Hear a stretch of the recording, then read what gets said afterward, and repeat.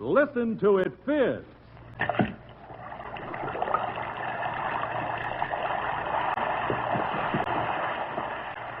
Alka-Seltzer for headache. Alka-Seltzer for acid indigestion. Alka-Seltzer for cold discomfort. Alka-Seltzer presents the Quiz Kids.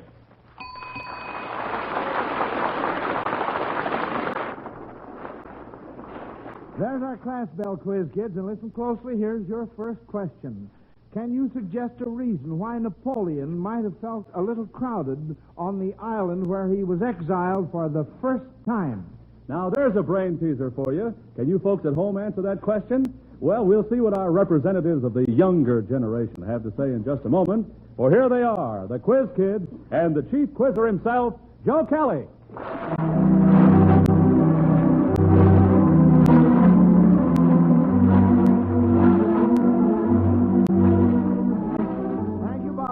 Hello, everyone. Well, here we go with another Quiz Kids competitive question session. And on hand to consider the puzzlers you listeners have sent in, we have Joel. I'm Joel Kupperman. I'm 12 years old in 8th grade in the Volk School. Doris? I'm Doris Richmond. I'm 7 years old and in 3rd grade at the Lafayette School. Melvin?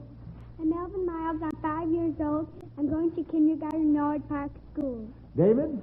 I'm David Proska. I'm 11 years old and 1B at the Farragut High School, Chicago. And Patrick? I'm Patrick Ollenkamp, and I'm 11 years old and in 7B in the Fort Dearborn School. Say, by the way, Patrick, remember that little difference we had last week about who was the candidate for vice president of the Free Soil Party in 1848? Well, yes, I do, Mr. Kelly. Well, now, I want to tell you something. I checked it originally with a well-known source book, now in its 3rd edition, and after the broadcast, I checked the book again and found that my answer, John P. Hale, was just what the book said. Now, did you check it too? Yes, I did. I found out that John P. Hale ran on the Abolitionist Party for president, and Charles Francis Adams did run on the Free Soil Party. But the abolitionists and the Free Soils were almost the same. They wanted to get the slaves free. And so the abolitionists withdrew to from the race and cast their lot with the Free Soilers.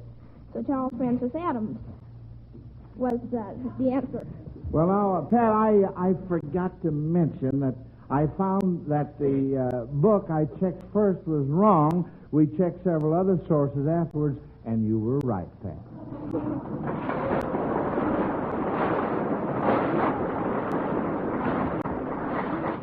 And now for that corny catch question from A.J. Hoyer of Chicago, who likes corny catch questions.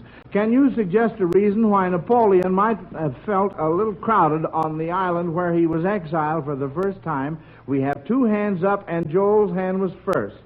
Well, maybe because he left. No, Pat? Well, because he didn't have any elbow room. Why do you say that? Because Elba was the name Elbow of the Island. He didn't have enough elbow room. That's right. Well, I'm giving you 100% on that one. And for sending in that question, Alka-Seltzer gives A.J. Hoyer of Chicago, Illinois, one of those dandy Zenith portable transoceanic standard shortwave radios. Now, friends, this king of the portables is always a reward when the Quiz Kids answer your question correctly. If they miss, you get a fine Zenith radio phonograph combination with automatic record changer, the new Cobra tone arm, and 2 FM bands. So think up a question and send it in, won't you? Send it to Quiz Kids, Chicago. Well, Helen Martin of Los Angeles, California, is often amused by the cute sets of names given to our little animal friends. And she asks, in what children's poem would you find animals named Ink, Blink, Mustard, and Custard? Melvin. Custard the Dragon. That's right, the tale of Custard the Dragon. And now then, where would you find 3 feathered friends named Huey, Louie, and Dewey? David. And Donald Duck. That's right Walt there. Disney's Donald Duck cartoon. Yeah, the 3. Now, who had 4 pets named Andy, Candy, Sandy, and Mandy? Melvin. Well, I have my goldfish's name are Andy and Candy and Mandy. That's Mandy and the 2, and I forgot the other name. Mandy and Andy. Yes. Well, died. They died. Yes, so now I only have two little fish, real little baby ones. Oh, little baby ones. Mm-hmm. I see. Well, then you have the Andy and Candy. Well, how do you know that they are the ones that didn't pass away? I mean, how can you tell? Well, I really can't tell too well, but Yeah, but I just tried to tell. I call him any name. Oh, I see. They don't mind. I see. Would be quite difficult at that, would it? Well, J. Eugene Brassel of New Haven, Connecticut, says that each of these songs should suggest the name of a baseball player who now has high hopes of playing in the World Series next month. You kids are to identify the player and tell us how good you think that player's chances are of playing in the World Series. Here's the first song.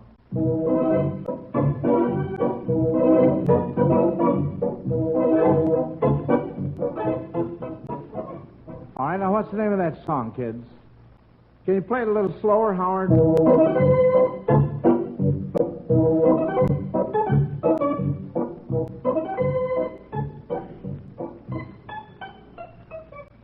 Melvin? Well, that doesn't mention a baseball player, but I think it could be Open the Door Richard. That's just what it is, Open the Door Richard.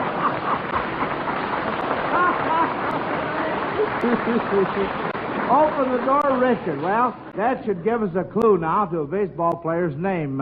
Joel? Well, that would be Bobby Doerr of the Boston Red Sox, and I think he has a very good chance of playing in the World Series because there's not many games to play, and the Red Sox are in front, so they ought to win. Uh-huh. Well, all right, let's see what we can do with this second number here.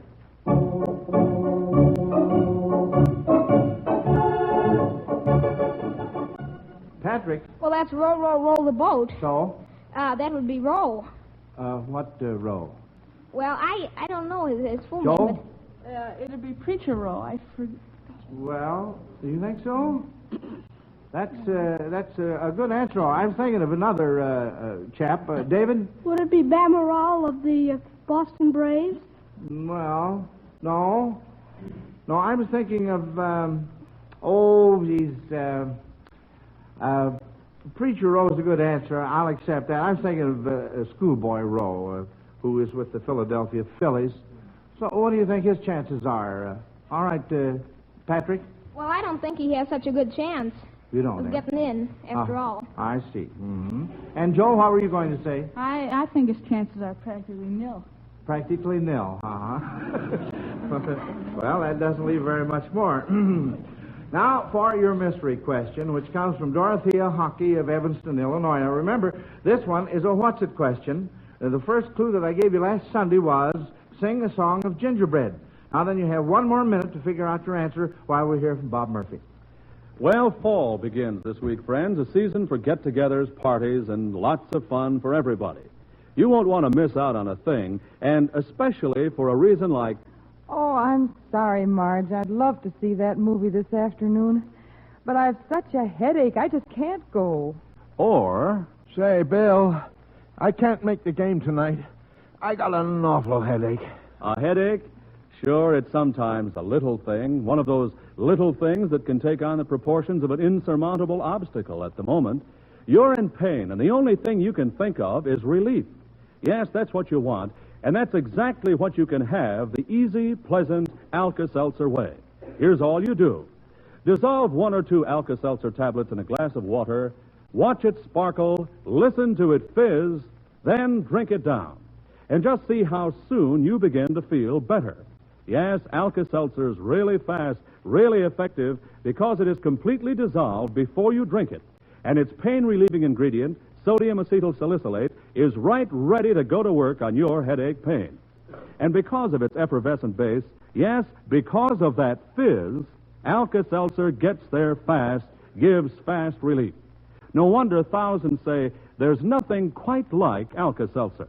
Just try it for relief from headache pain and see if you don't agree. We believe that once you have, you'll never want to be without Alka-Seltzer in your home. Okay, kids, come on out of your huddle now. Let's see if you've guessed the answer to our what's-it question. Patrick is the spokesman. Well, that was sing a song of gingerbread Yes. was the clue. Yes? Well, ginger is a spice, and spices come and spices come from Jamaica, and Jamaica is a racetrack in New York, and a racehorse would run on a racetrack, and we think it might be Spice Song. Spice song. Oh, that's wonderful, but it isn't the answer, Patty. You kids certainly have a wonderful imagination. No, that is incorrect insofar as our what's it question is concerned, but I'll have another clue for you a little bit later on.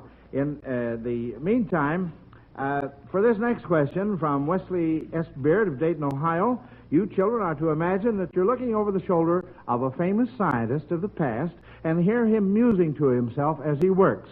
From what he says, can you identify him? There. I have finally got one animalcule all by himself. Now, nothing can bump into him. Uh-huh. What's this? He's getting thinner and thinner in the middle. He is dividing right in half. Just wait till I tell Ellis about this. Then we'll see if he still thinks animalcules break apart because they bump into each other. David? Well, I don't know whether I have the right pronunciation. Would that be Spallanzani, the Italian microbe hunter? That's right, Lazzaro Spallanzani. That's correct, David. Very, very good. Now, let's see what we can do with this next one. Dr. Lazier says this mosquito that's biting my arm has bitten 4 of our yellow fever patients. If there's anything in the mosquito theory, I should get a good case of yellow fever. David again. Dr. Walter Reed? No, but you're very, very warm. It was somebody who was assisting him. Who was a co-worker of Dr. Walter Reed. Give up? All right. It was Dr. James Carroll. Well, that's a miss, and that means that Wesley S. Burt of Dayton, Ohio, wins a big Zenith radio phonograph combination from the makers of Alka-Seltzer for sending in that question that you quiz kids couldn't answer. Benny Gorse of Cleveland, Ohio, has changed the names of 3 cities or countries into the numerical values they suggest. What place's name does each of these represent? You must get 2 out of 3. 24 hours and 2,000 pounds. What place is named? Patrick? Well, it'd be ending with ton. Ton is right, and the first part... Dayton, Ohio. Dayton. That's right, Dayton, Ohio. All right, see if you can get the next part. $1,000 and quick-flowing H2O. Patrick again. Well, that would be, H2O is water. Water, so... David? Would that be Grand Rapids, Michigan? That's right, Grand for $1,000 and Rapids for quick-flowing H2O, which is water. Now then, the third part, the third power and the 6th tone in the scale of C. The third power and the 6th tone in the scale of C. Joe? Well, the third power is Q. Cube. So? And the 6th tone in the scale of C is A. So it would be what? Cube? Cuba. Oh, Cuba. That's Cuba.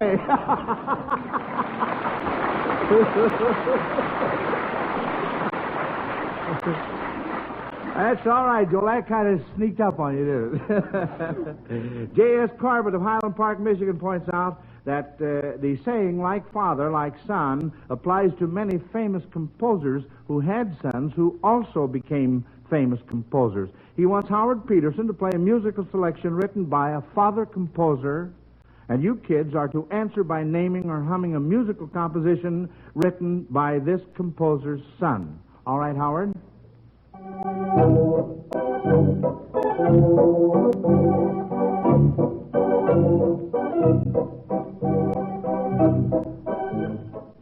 Doris? Well, I don't know what the name of the piece was, but I think that was by Strauss, Johann Strauss, Senior.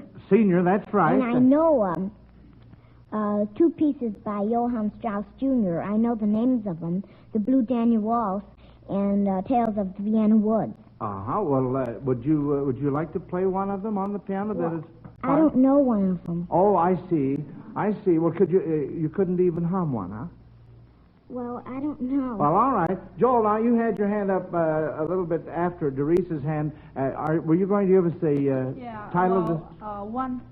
No, I don't know the title, but I could hum one of Strauss is Jr., a waltz. All right, do that. La, la, la, la, la.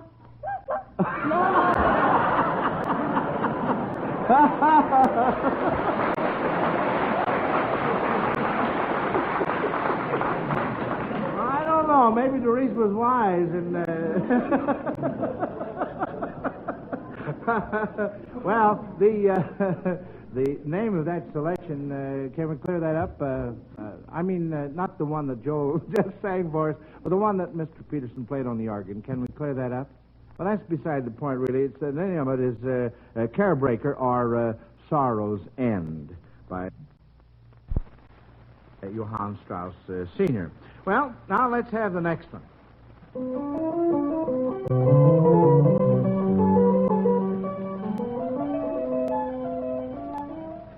Doris? That's the Bach invention, number 2. Number 1. No, number 1. Number 1 by Johann Sebastian Bach. That's right. And now then... I know Solfeggetto by... Solfeggetto by Carl Philipp Emanuel Bach. That's his son, And could you by any chance play that on the piano? Oh, yes. Oh, can you? All right, just step over the piano now. Everybody likes to hear little Doris play the piano. There she is. Now let's all be quiet.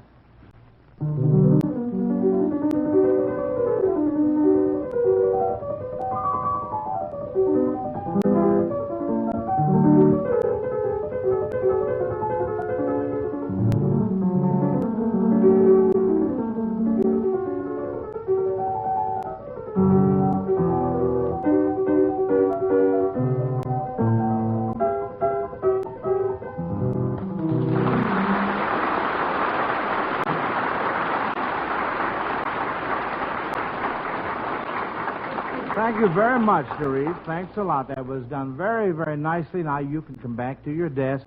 That's a good girl. And now, kids, here's another clue to the mystery question. Remember, the first clue was sing a song of gingerbread. This time, it's a musical clue. Howard, if you please.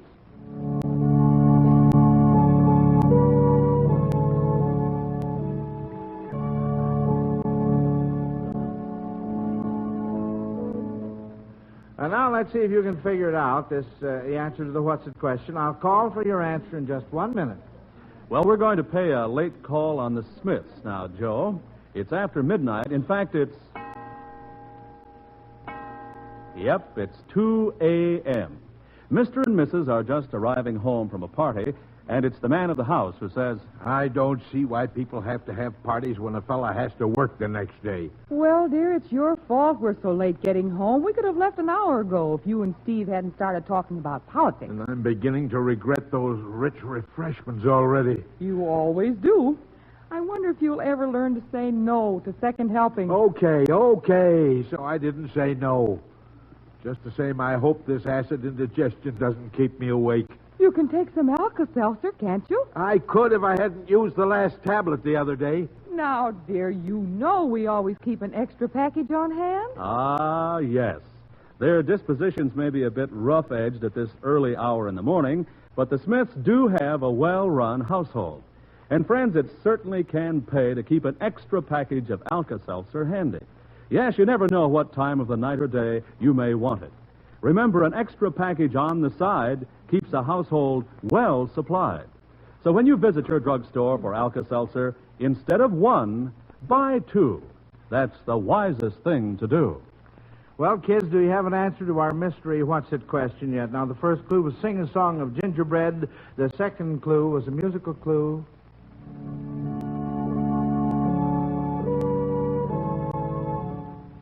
All right, Patrick speaks for the kids. Well, that song was When at Night I Go to Sleep from the Hansel and Gretel, the opera. And sing a song of gingerbread would mean the gingerbread wall that was made of the children who were changed into gingerbread, so we say it's the wall of gingerbread children. Well, that is a part of it, but of course, what's it? in the first place? Well, it was... it was in the first place. It's the opera, Hansel and Gretel. That's right. Very good. That's right.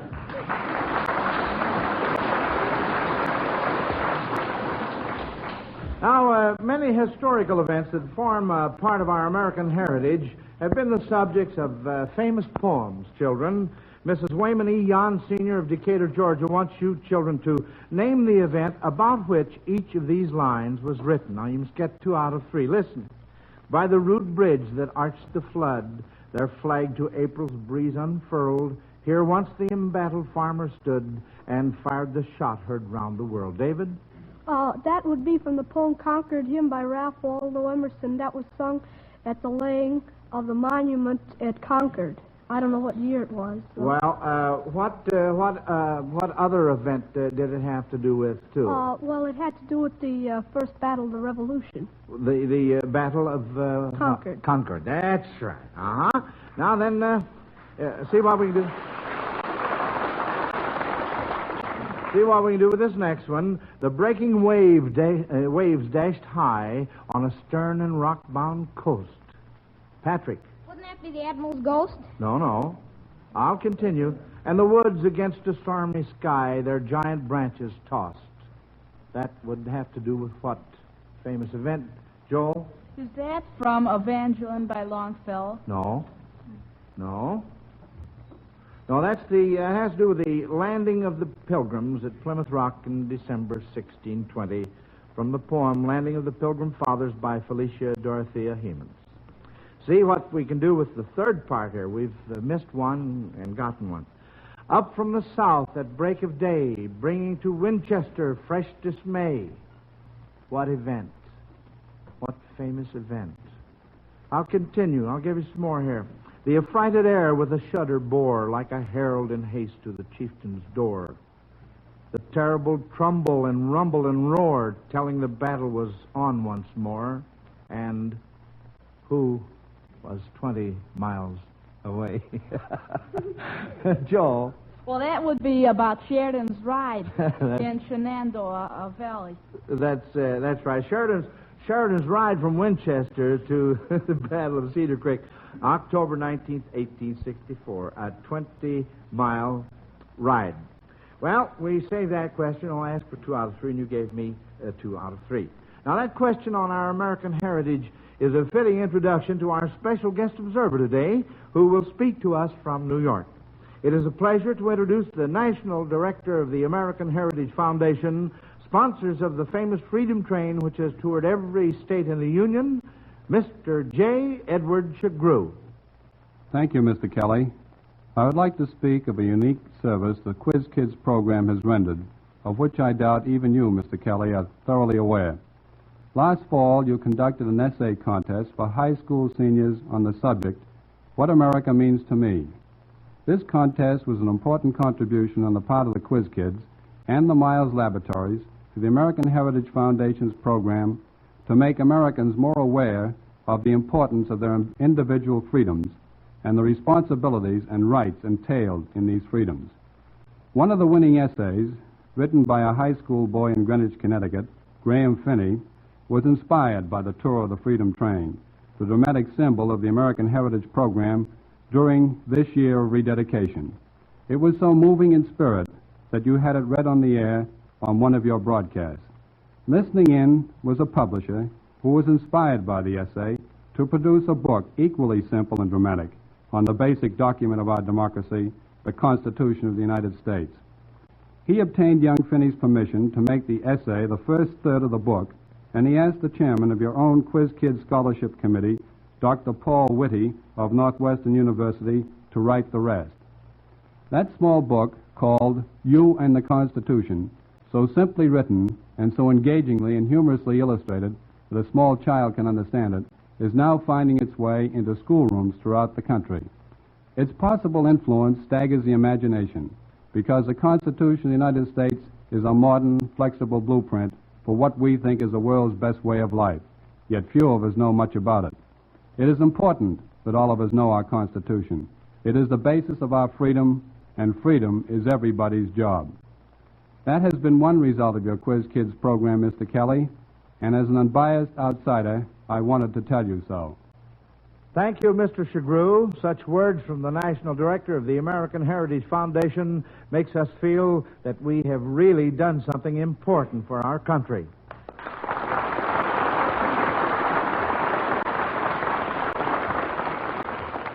And now back to questions, Quiz Kids. This problem comes from Dorothy Donald of Des Moines, Iowa. Her neighbor's little boy lives 5/8 of a mile from school. He can ride his bicycle to school each morning and back home at night at the rate of 9 miles an hour. He walks at the speed of 3.5 miles an hour. Now then, He is wondering how much time he will save during the entire school year of 36 5-day weeks if he rides his bicycle instead of walking. Joel? Well, if the boy goes 5/8 of a mile at 3.5 miles per hour, let's see, that's 7 halves of miles per hour. So that'd be 5/8 over 7 halves, or 5/8 times 2/7, or let's see. No, listen. He goes to 5/8 of a mile in 3.5 miles per hour. So that'd be 5/8 over 3.5, or 5/8 over 7 halves, or 2/7 times 5/8, or 10/56. And he goes to 5/8 of a mile, 9 miles per hour. So it'd take him, wait a second. No, I'll do it both ways. Yeah, better so do it both ways. Yeah. He goes 10/8 of a mile, and it takes him 7.5 miles per hour. So it would be 10/8 over 7 halves miles per hour. So let's see. It's going 7.5 miles per hour. So that's 2/7 times 10/8, or 20/56. 20/56, and 9 into 10/8, 9 miles an hour into 10/8 of a mile. So that'd be 1/9 times 10/8. So that'd take him 10 70-seconds hours. So that'd be 5/14 minus 5/36 a day, or let's see, that'd be 180 plus 7, no, it's 252, let's see, 55 250 seconds, or it'd be 255 250 seconds times 180, 5 times 36, so that'd be 180 times 55 250 seconds, and 36 goes into 257, 7, and it goes into 185, so that'd be 275/7, or that would be 39 and 2/7 hours he saved. That's wonderful, Joe. I don't know how you did it.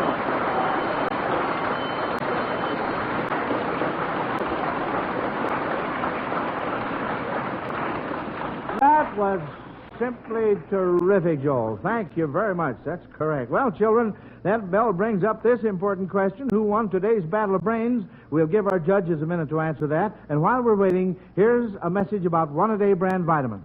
Don't take chances. Are you sure you're getting all the essential vitamins you need from the food you eat? Remember this. Government surveys show that the meals of 3 out of 4 persons are short on vitamins.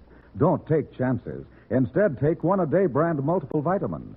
Lack of vitamins in your food can cause you to feel under par and run down. So take One-A-Day brand multiple vitamins. 60 capsules, 2 months supply, only $2 at any drugstore. Potency guaranteed by Miles Laboratories. Lack of vitamins in your food can keep you from feeling your best and looking your best. You can't afford to take chances. Take One-A-Day brand multiple vitamin capsules. All right, now, children, here are your grades. Remember, in scoring you, we take into consideration your age as well as the number of correct answers you gave. And here's something to remember, too. Whether you win or lose this afternoon, you will each receive a $100 security bond from the makers of Alka-Seltzer to help you with your future education. Now, then, the judges' report. As a class, you missed one question this afternoon. Joel was first, David second, and Patrick and Melvin tied for third. So we're calling you 4 back to school next Sunday, and here to compete with you, we'll have Lonnie Lundy, age 12.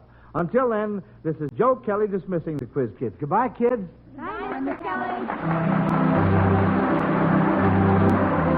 Listen to the Quiz Kids every week, and listen to Alka-Seltzer's News of the World every Monday through Friday on most of these NBC stations. This is Bob Murphy speaking.